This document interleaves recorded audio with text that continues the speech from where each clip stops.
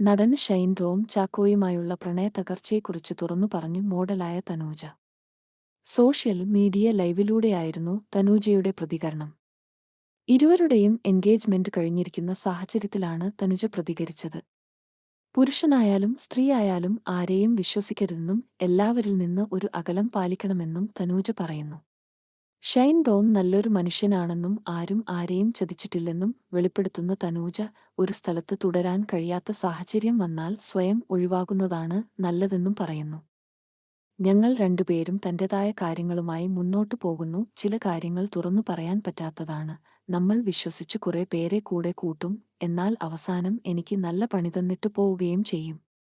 ഞാൻ എന്റെ കുടുംബത്തെ വിട്ടിട്ട് വന്നതുകൊണ്ടും ആരെയും ഇത്രത്തോളം സ്നേഹിച്ചിട്ടില്ലാത്തതുകൊണ്ടും എനിക്ക് ഒരുപാട് വിഷമമുണ്ട്.